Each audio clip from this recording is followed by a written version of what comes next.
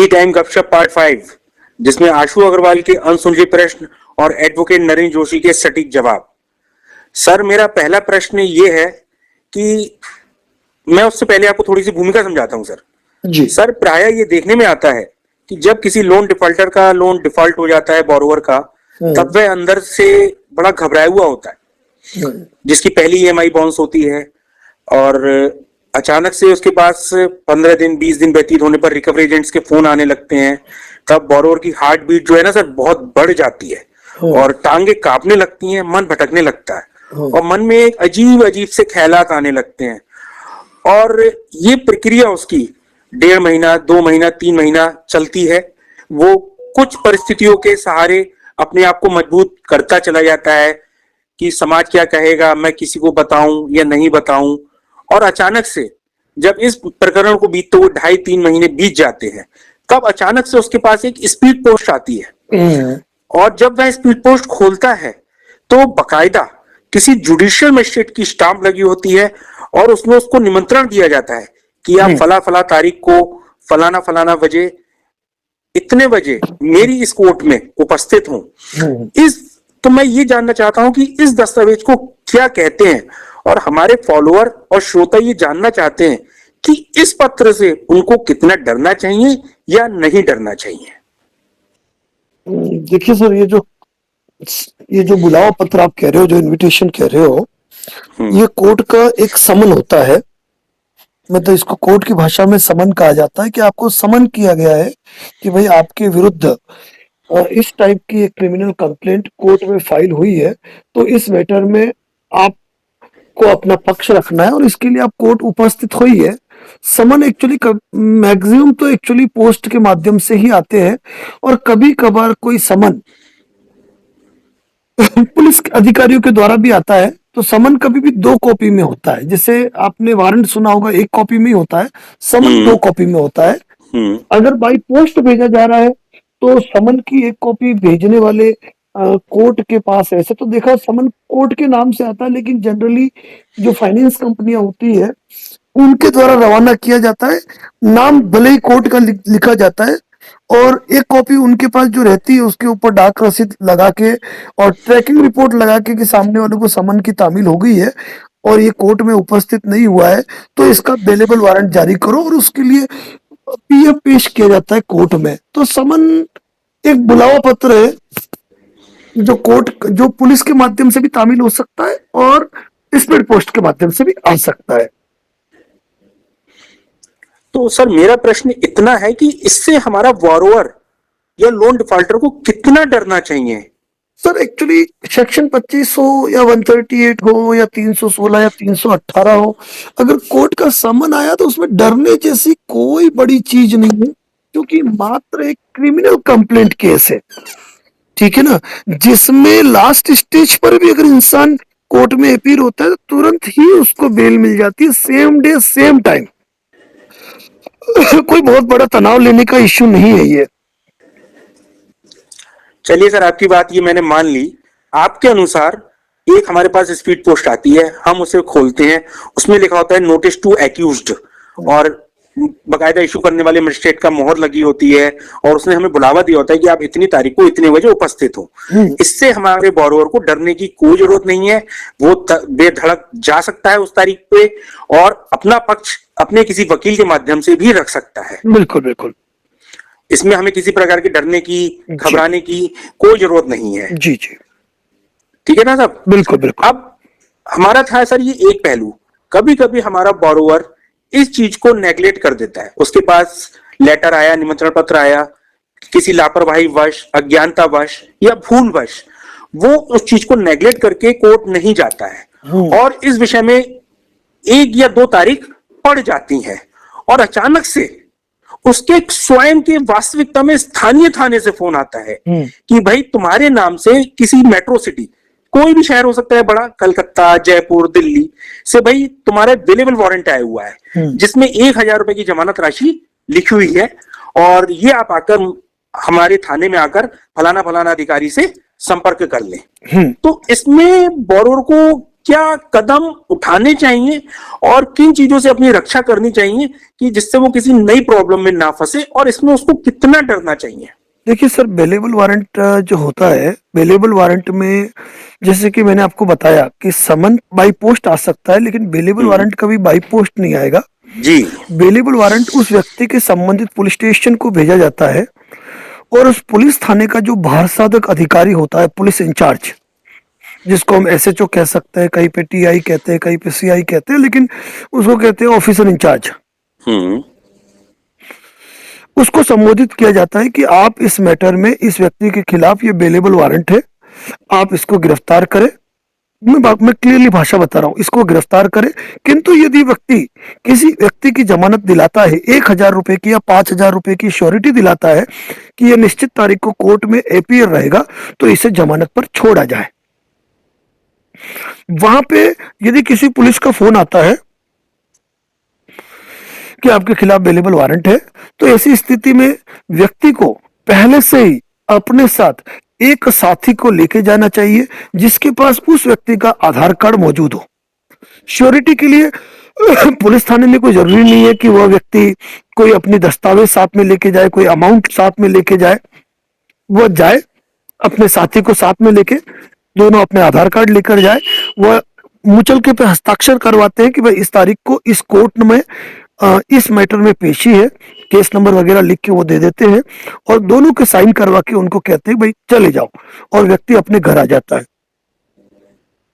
तो मतलब आप ये कहना चाहते हैं कि अगर हमारे पास स्थानीय थाने से फोन आता है तो हमें किसी प्रकार का घबराना नहीं चाहिए, और अपने किसी एक बंदे को जो हमारी तस्दीक कर सके, मतलब जो हमारी गारंटी ले सके, वो वहां जाकर सिर्फ एक एज ए जमानती साइन कर देगा।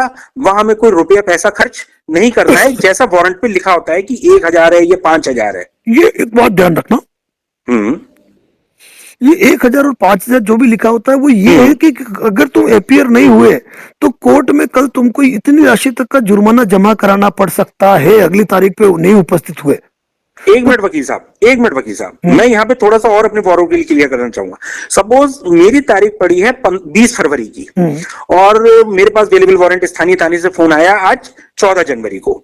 अगर मैं 20 फरवरी को वहां पर उपस्थित नहीं होता हूं, जिस शहर से मेरे पास वारंट आया है, बेलेबल वारंट आया है, तो जो मेरा जमानती है उस पर अधिकतम वो 1,000 या 5,000 का जुर्माना पड़ेगा। 1,000 या 5,000 रुपए जो भी उसमें लिखा हो, वहां तक की राशि का अधिकार है कोर्ट को, लेकिन कोर्ट उतना मैक्सिमम नहीं करता है, वो 100, 200, 300 रुपए के आसपास का जुर्माना करते हैं। वो भी उस स्थिति में यदि पार्टी उस तारीख को उपस्थित नहीं होके और बेलेबल वारंट जो है इनका साइन शुदा कोर्ट में चला जाए और वो कोर्ट में उपस्थित नहीं हुए, उसके बाद यदि अरेस्ट वारंट जारी होता है तो वहां नाम मात्र की राशि का एक जुर्माना किया जाता है जो पार्टी को अदा करना पड़ता है कोर्ट में, जो राजकोष में जाता है। मतलब हमें हमारे बॉरोवर को घबराने की कोई जरूरत नहीं है, वो जाए, एक जमानती लेके जाए, आधार कार्ड लेके जाए और साइन करे जो उसकी गारंटी ले सके। यहाँ पर लोग क्या गलती करते हैं वो भी बता देता हूँ कि पुलिस थाने अकेले पहुंच जाते हैं। अब पुलिस थाने जाने के बाद सीधी सी बात है, तुम अकेले गए, तुम्हारी श्योरिटी देने वाला कोई है ही नहीं, तो वहां पर उस व्यक्ति को बैठा दिया जाता है। अच्छा, कई बार ऐसा होता है, कई बार ऐसा होता है, और कहना नहीं चाहिए लेकिन इस मैटर में कई जगह रिकवरी एजेंट साथ में मिले हुए रहते हैं, सेटलमेंट का दबाव बनाते हैं, अनुचित दबाव डालते हैं। इसीलिए उस व्यक्ति को पूरे अधिकारों के साथ वहां जाना चाहिए और उसको जानकारी रखनी चाहिए भाई बेलेबल वारंट है, तुम साइन कराओ, बात खत्म। 1 रुपया देने की किसी को उसको आवश्यकता नहीं है वहां पर। अब ये बात अलग है कि व्यवहार में कोई 500, 1,000 रुपए लेकर रवाना कर देते हैं, तो बात अलग है। बहुत बढ़िया बात बताई सर, इससे तो मेरे मन का भी डर निकल गया। जी जी। अब मेरा अगला प्रश्न होगा कि बेलेबल वारंट में स्थानीय थाने से और हम क्या महत्वपूर्ण कदम उठाएं कि हमें स्थानीय थाना परेशान ना करे इस विषय में? सर, इससे सबसे बढ़िया बेहतर ये रहता है कि जब भी पुलिस वाले का फोन आया पहले ही उसको फोन पे पूछ लो भाई मेरा कौन सा वारंट है। एक्चुअली पुलिस कभी भी कहती है तुम्हारे नाम पे वारंट है, तो तुम्हें ये जानना जरूरी होता है जानने से पहले कि भाई कौन सा वारंट है, बेलेबल वारंट है या नॉन बेलेबल वारंट है। और कई बार चूंकि फाइनेंस कंपनी में देख चुके होते हैं ये लोग बदमाशियां वगैरह करते हैं स्थानीय मिलके, तो यहाँ पर सिंपल सी बात है कि आप खुद जाने से पहले या तो अपने किसी संगी साथी को भेज दे, या जाए तो अपने अधिकारों के साथ जाए, अपने अधिकार जानते हुए जाए। और वहां पर भी अपने अधिकार हर व्यक्ति को सुरक्षित रखने चाहिए। यदि आपके अधिकारों का अतिक्रमण होता है तो आपको कंप्लेंट पुलिस अधिकारी के खिलाफ भी फाइल करनी चाहिए। सर, ये आपने बहुत बढ़िया प्रकाश डाला। अब आपके जो आपने उत्तर दिया उसमें एक नया प्रश्न उत्पन्न हुआ कि नॉन अवेलेबल वारंट क्या है? देखिए सर, एक्चुअली क्या है कि किसी भी मैटर में समन तामील हो गया, समन की तामील पे व्यक्ति कोर्ट अपीयर नहीं हुआ तो कोर्ट ने उसका अवेलेबल वारंट जारी किया। अब अगर मान लीजिए कि आपने जैसे क्या कहा कि 14 फरवरी का वारंट, 14 फरवरी को आपने वारंट साइन किया, आपकी डेट है मान लो 1 मार्च की। अब आपका साइन किया हुआ वारंट तस्दीक शुदा जा चुका है कोर्ट के अंदर, और कोर्ट में वारंट की तामील, अवेलेबल वारंट की तामील होने के बाद भी आप कोर्ट में अपीयर नहीं हुए, तो कोर्ट जारी करता है NBW, जिसे कि इंग्लिश में कहते हैं नॉन अवेलेबल वारंट, जिसे सामान्य भाषा में कहते हैं गैर जमानती वारंट। यानी कि कई लोग गैर जमानती को क्या समझ लेते हैं कि इसमें जमानत ही नहीं मिलती है, तो ऐसा नहीं है। उसमें यह है कि पुलिस वालों को आपको जमानत देने का अधिकार नहीं है। पुलिस वाले का अधिकार यह है कि उसके पास वारंट आया है तो वो आपको अरेस्ट करेगा, और अरेस्ट करके आपका अरेस्ट मेमो बनाएगा, आपके किसी रिश्तेदार को सूचना देगा कि भाई आपको अरेस्ट किया गया है, ताकि आप अपनी जमानत संबंधी व्यवस्था करो, और वो लेकर आपको कोर्ट जाएगा। और ऐसा भी नहीं है कि आपका 1 मार्च की पेशी है तो इन्होंने आपको गिरफ्तार कर लिया 14 फरवरी को, तो 14 फरवरी से लेकर 1 मार्च तक बैठाएंगे, या फिर 1 मार्च को ही गिरफ्तार करके लेके जाएंगे। अगर आप गिरफ्तार हुए तो आपको इनको लेके जाना है, बीच की यात्रा का समय निकाल के 24 घंटे के भीतर इनको आपको मजिस्ट्रेट के सामने पेश करना है। क्या स्थानीय पुलिस हमें मजिस्ट्रेट के सामने पेश करके तब कलकत्ता, दिल्ली, जयपुर लेके जाएगी?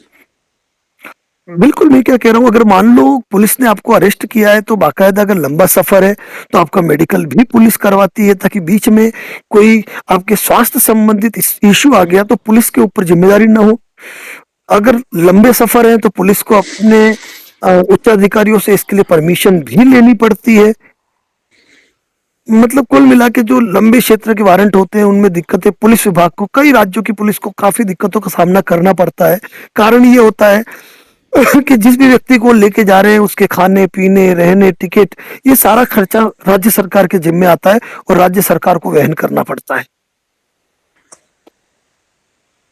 सर, ये तो आपने बहुत काम की बात बताई।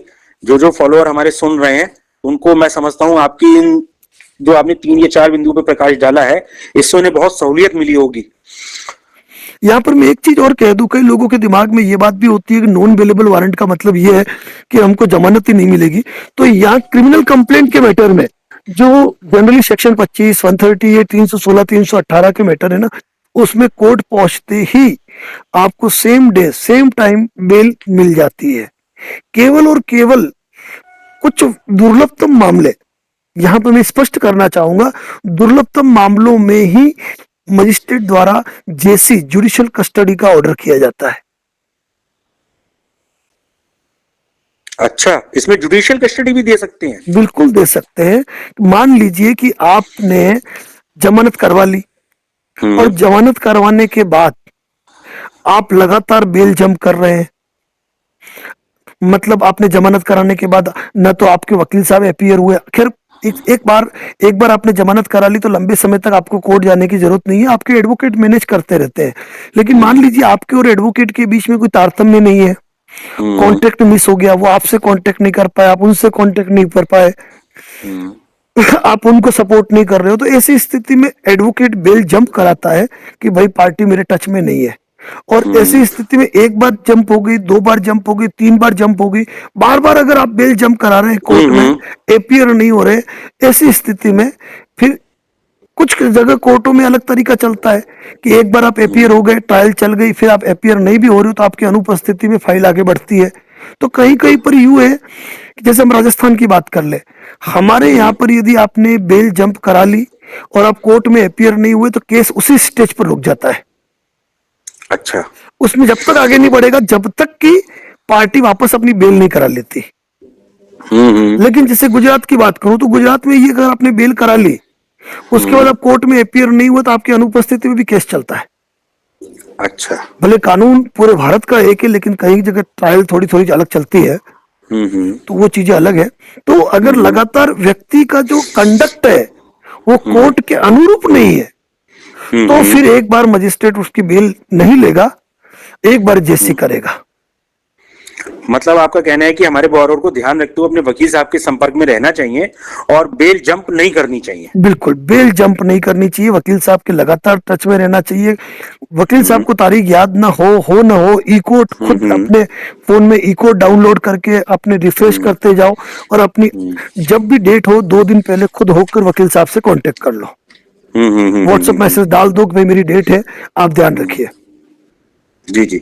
सर मुझे याद आ रहा है आपने पिछली किसी अपनी रिकॉर्डिंग में ये बताया था कि ये भले ही होती क्रिमिनल कंप्लेंट है, लेकिन इसकी प्रकृति सिविल डिफॉल्ट वाली होती है। बिल्कुल बिल्कुल सर। मुझे सन तो याद नहीं आ रहा, लेकिन बता दूं कि उस समय से हम्म। पहले जो 138 के मुकदमे थे, सेक्शन 25 तो उस समय बहुत कम मायनों में था, लेकिन उस समय क्या था कि इस मामले को बिल्कुल सिविल केस चलता था इसमें।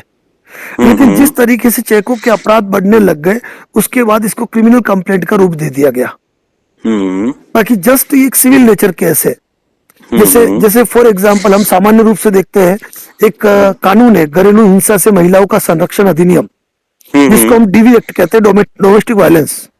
हम्म। भले ही वो क्रिमिनल कंप्लेंट केस है, लेकिन उसकी जो पूरी ट्रायल है वो सिविल केस के नेचर की तरह ही है, तो सेम ये मैटर है। मतलब बोरोर को डरना नहीं चाहिए कि क्रिमिनल नाम है तो मैं बहुत घबरा गया, मैंने कोई अपराध कर दिया, मुझसे गुनाह हो गया, मुझे जमानत नहीं मिलेगी, मुझे फांसी पे लटका देंगे या कोई और अप्रिय घटना नहीं, मेरे इस साथ हो मामले में जाएगी। मैं कह रहा हूं ना, मैक्सिमम मैक्सिमम सजा है 2 साल तक की।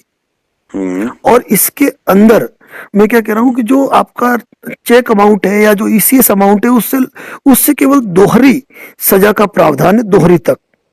और दोहरी राशि 25 तक का जुर्माना पड़ दोहरी सकता है। राशि तक का। लेकिन आपने ये देखा होगा कि किसी व्यक्ति के 1 लाख का चेक है, तो बहुत कम मामलों में 1 लाख का 2 लाख और 2 साल सजा, ऐसा बहुत कम होता है, कभी नहीं होता है, कभी नहीं होता है क्या। हम्म। और 25/9/2025 के जजमेंट के बाद, सुप्रीम कोर्ट के जजमेंट के बाद, तो इसमें इतना क्लियर हो गया। पहले तो क्या हुआ करता था, बातचीत हमारी बड़ी लंबी हो रही है, लेकिन मैं स्पष्ट करना चाहूंगा आपको हम्म।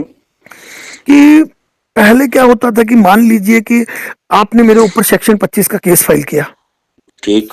पहली हियरिंग पे मुझे ये अधिकार है कि मैं कोर्ट में अपीयर होकर ये कहूं कि मैं ये अमाउंट जमा करना चाहता हूं, तो जमा हो जाएगा, केस खत्म। हम्म। लेकिन अगर कहीं 1000-2000 किलोमीटर दूर केस हो रहा है, कभी पार्टी को समन की तामील हुई नहीं हुई, लिफाफा घर पे आता, तो कई लोग ये समझते हैं कि मैं इसको कह दूंगा मैंने नोटिस नहीं लिया, चल जाएगा, लेकिन वहां तामील मान लिया जाता है, क्योंकि हम्म। आपने लेने से इनकार कर दिया, आपके घर हम्म। पे लोग भी लगाए, आपको सूचना दी, ऐसा भी लिख दिया फोन पे, तो भी ये तामील मान लिया गया। ऐसी स्थिति में पार्टी अगर पहली हियरिंग पे नहीं पहुंच पाई, तो कई बार कंपनी वाले जिद करके बैठ जाते थे, नहीं नहीं हम तो पूरा अमाउंट दोगे तो ही केस विड्रॉल करेंगे, बाकी नहीं करेंगे। लेकिन हाल ही में सुप्रीम कोर्ट ने जो जजमेंट दिया, उसमें स्टेज डिसाइड कर दी कि यदि आप डिफेंस एविडेंस के स्टेज से पहले भी आप राशि जमा करा देते हो, केस खत्म। यानी कि जजमेंट के स्टेज पर यहां तक कि अपर अपीलीय जो मामले हैं, कि नीचे अगर मान लीजिए आपको सजा हो भी गई, तो ऊपर भी जाकर आप उसके 10% एक्स्ट्रा अमाउंट जमा करा दो, मामला खत्म। मतलब जो भी गवर्नमेंट का स्लैब बनाया हुआ है, हम उसमें सजा के बाद भी या सजा से आसपास भी जो भी राशि होती है वो परसेंटेज एक्स्ट्रा देके जमा करके हाँ केस खत्म करा हाँ सकते हैं। हाँ हाँ। बहुत बढ़िया सर, बहुत बढ़िया। और यहाँ पर भी कई लोगों के दिमाग में एक डर होता है जेल का। हम्म। यहाँ पर भी मैं स्पष्ट कहना चाहूंगा कि अगर कोर्ट ने कोई सजा दे भी दी, मान लीजिए कोर्ट ने सजा दे दी, तो ऐसा नहीं है कि आपको उठा के तुरंत मजिस्ट्रेट साहब बेल बजाएंगे, 2 पुलिस के जवान आ जाएंगे, आपको उठा के ले जाके सीधे जुडिशियल कस्टडी में भेज देंगे, नहीं। क्योंकि इसमें 2 साल तक की ही सजा का प्रावधान है, तो इसमें आपको लाभ मिलता है। एक एप्लीकेशन लगती है हाथों हाथ सजा सस्पेंशन की, आपको 30 दिन का टाइम मिलता है, आप अपीलीय कोर्ट में अपनी अपील फाइल कर लो, आपकी सजा सस्पेंड रहेगी, आप एप्लीकेशन फाइल कर लो और अपील पेश कर दो, और फिर अपील जब तक विचाराधीन रहेगी, तब तक आप बेल पे ही हो। बहुत बढ़िया बात बताई सर आपने, ये तो। इसके अलावा भी कोई अलग जानकारी जो आपको चाहिए, पूछना हाँ चाहते हैं आप? सर एक मेरे मन में और प्रश्न थोड़ा सा उमड़ रहा है अपने बोरोवर की तरफ से कि एक बार फिर से, मतलब आप वैसे तो इस विषय पे थोड़ा प्रकाश डाल चुके हैं, लेकिन अब थोड़ा सा 2 मिनट का अंतिम ब्रीफ और कर दीजिएगा। मेरा एक प्रश्न और है, छोटा सा ही है। नॉन वेलेबल वारंट अगर इशू होता है तो वो होता तो हमारे वेलेबल वारंट की लापरवाही से ही है?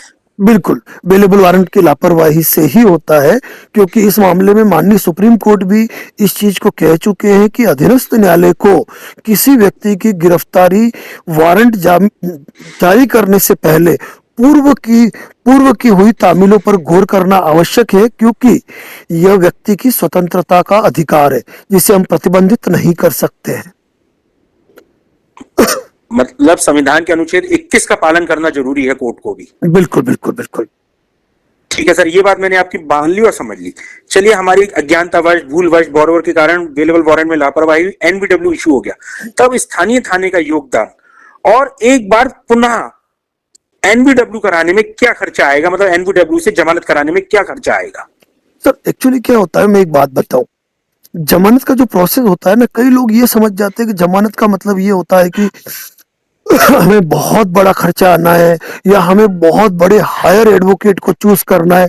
यहाँ सबसे बड़ी पार्टियां गलती कर लेती है। ठीक है, आप अगर आपके ऊपर बहुत बड़ा मुकदमा है, आप केस को लीड करना चाहते हैं, आप नामी वकील सेलेक्ट करें, वो आपकी अपनी चॉइस है। लेकिन किसी भी कोर्ट में जमानत, मान लीजिए आपका अरेस्ट वारंट जारी हो गया और आप जमानत करने पहुंचे, कोर्ट आपको बेल बॉन्ड मांगता है कि आप अपना बेल बॉन्ड, अब मान लीजिए आपके ऊपर 5 लाख का मुकदमा है और कोर्ट ने कह दिया 20,000 का बेल बॉन्ड जमा कराओ जी। यानी कि आपको एक ऐसा जमानती चाहिए जो 20,000 रुपए की वर्थ रखता हो। अच्छा। यानी कि जैसे आपके खिलाफ एनबीडब्ल्यू वारंट है, आपकी जमानत कराने के लिए हम पहुंच गए कोर्ट में, या मान लीजिए आपको पुलिस ने अरेस्ट कर लिया है, हमने बेल एप्लीकेशन फाइल की, कोर्ट ने ऑर्डर कर दिया 20,000 रुपए के जमानत मुचलके। तो 20,000 के जमानत मुचलके का मतलब ये होता है कि आप जो जमानती पेश करोगे उस व्यक्ति की 20,000 रुपए की वर्थ होनी चाहिए। तो वो 20,000 से संबंधित कोई भी एक ऐसा डॉक्यूमेंट पेश करे, जैसे मान लीजिए मेरे पास कार है, मेरे पास मोटरसाइकिल है, मैं उनकी आरसी की फोटोकॉपी पेश करके असल से उसका मिलान करवाता हूं, या किसी व्यक्ति के पास जमाबंदी है, किसी व्यक्ति के पास एफडीआर है, जो फिक्स डिपॉजिट उसने कर रखी है, केवल उनकी फोटोकॉपी जमा होती है। यानी वहां पे भी आपको कोई राशि जमा नहीं करवानी है कि आपको 20,000 का बुक कर दिया मुचलका तो 20,000 रुपए कोर्ट में जमा कराने। ये बात अलग है कि किसी व्यक्ति के पास कोई जमानती नहीं है तो वो कोर्ट में निवेदन करके कोर्ट में राशि जमा करवाए कि भाई ये मेरे मुचलके की राशि ये रही।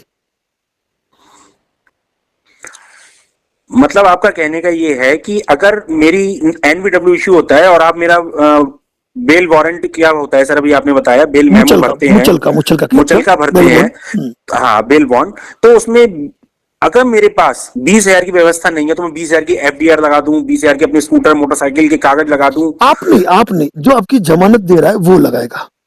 अच्छा, जिसको जो मेरी जमानत ले रहा है वो अपनी कोई प्रॉपर्टी का हिस्सा लगाएगा। मैं आपकी जमानत दे रहा हूं, तो मान लीजिए मेरे पास कार है और मेरी कार की वैल्यू जो है वो 1 लाख रुपए है, तो 20,000 रुपए की जमानत उसकी स्वीकार हो जाएगी। सर ये एक बिल्कुल नई जानकारी है हमारे दर्शकों के लिए, आज से पहले कभी आपने इस महत्वपूर्ण जानकारी को नहीं बताया गया था। बेल बॉन्ड, और इसे सुनकर मेरे मन में एक उत्साह सा आया, एक उम्मीद की एक किरण भी जागी है और बहुत सारे डाउट्स भी क्लियर हुए हैं सर। जी बिल्कुल बिल्कुल सर, मैं इसके लिए आपको धन्यवाद देना चाहता हूँ। और कोई क्वेश्चन आपका? बस सर, बस अब मैं अपने दर्शकों को ये बताना चाहता हूँ कि अब जो टी टाइम पार्ट 6 आएगा वो हमारा मफरूरी वारंट के ऊपर होगा, जिसमें हम मफरूरी वारंट पर एडवोकेट नरेंद्र जोशी के साथ विस्तृत चर्चा करेंगे और इस प्रकार की परिस्थितियां उत्पन्न ना हो उनसे बचाव के समस्त तरीके वकील साहब द्वारा बताए जाएंगे। ये भी आप कह दीजिए कि यदि इस कन्वर्सेशन में यदि किसी का कोई सवाल बाकी रह गया हो तो उस वीडियो के कमेंट में वह सवाल पोस्ट कर दे इस चर्चा से संबंधित। कि इस ऑडियो क्लिप को जब हम प्रेजेंट करेंगे और हमारी इस कन्वर्सेशन में अगर हम कोई चीज चूके हैं और लोगों को संदेह हो, कुछ पूछना चाहते तो कमेंट बॉक्स में लेंगे, तो आप उनका सवाल भी आप अगले पार्ट के अंदर जरूर शामिल करेंगे। बिल्कुल बिल्कुल, ये बात मेरी जहन में नहीं थी। जोशी जी का धन्यवाद। एक बार मैं अपने फॉलोअर को, जो हमारे श्रोता हैं, उनको ये कहना चाहते हैं कि हमारे इस कन्वर्सेशन में आप लोगों का कोई भी डाउट है तो आप कमेंट में लिखिए, निशुल्क यथाशीघ्र आपकी उस समस्या का समाधान एडवोकेट नरेंद्र जोशी द्वारा किया जाएगा। जी sir. Thank you sir, thank you. Welcome.